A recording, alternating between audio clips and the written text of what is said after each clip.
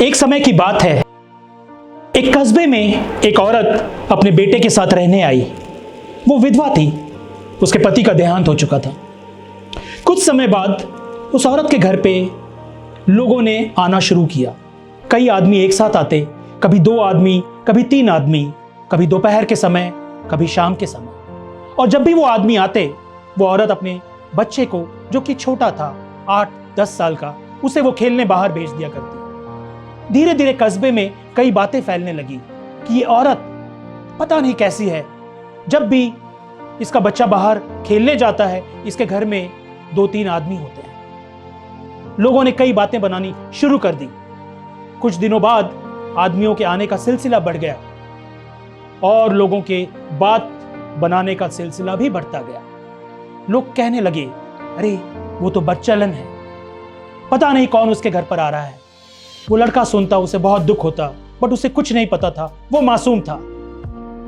कुछ समय बाद उस औरत का देहांत हो गया और तब पता चला कि वो एक असाधारण बीमारी से जूझ रही थी, जिसका कोई इलाज नहीं था।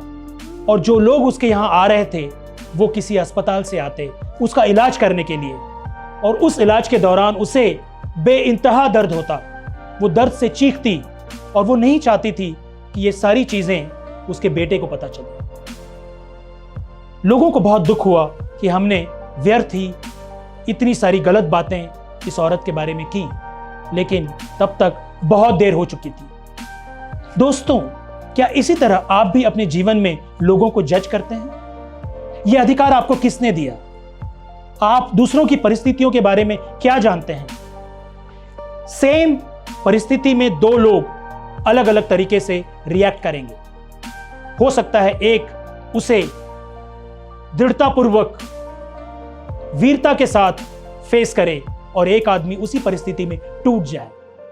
हमें किसी ने यह अधिकार दिया ही नहीं कि हम उसे समझ सकें और उस पर कोई टिप्पणी बना सकें। किसी के ऊपर कोई भी कमेंट करने का हमें अधिकार नहीं है, क्योंकि कुछ चीजें हम जानते हैं और कुछ चीजें हम नहीं जानते। लेकिन ऐसी बहुत सारी चीजें हैं जो हमारी समझ के परे हैं, और जब तक हमें वो बताई न जाएं, हमें पता नहीं चलेगा। इसीलिए दूसरों के जीवन में झांक कर देखें, पूरी तरह परखें और उसके बाद ही किसी निर्णय पर पहुंचें, क्योंकि यह आसान नहीं है। अगर आपने किसी के चरित्र पर लांछन लगा दिया, अगर आपने किसी के कैरेक्टर के ऊपर कोई कमेंट कर दिया, तो आप उसे वापस नहीं ले सकते। वो आदमी टूट जाएगा हमेशा के लिए। जिस तरह से एक टूटा हुआ कांच जोड़ना आसान नहीं होता, इसी तरीके से किसी के ऊपर दी हुई टिप्पणी, किसी को दिया जाने वाला जजमेंट सही नहीं होता। तो किसी को कुछ भी कहने से पहले, कुछ भी टिप्पणी करने से पहले यह जरूर सोचें कि उसकी परिस्थिति क्या है। एक चाय का कप अगर मैंने इस तरफ से पकड़ा है और मैं उसे इस तरफ से देख रहा हूं और आप उसे इस तरफ से देख रहे हैं, तो मैं कहूंगा इस चाय के कप में हैंडल है।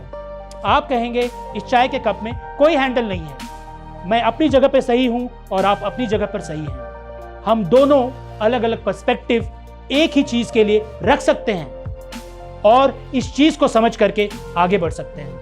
तो दोस्तों, किसी को भी जज करने से पहले 100 बार जरूर सोचें। जिंदगी बेहतर बन जाएगी। जय हिंद, जय भारत।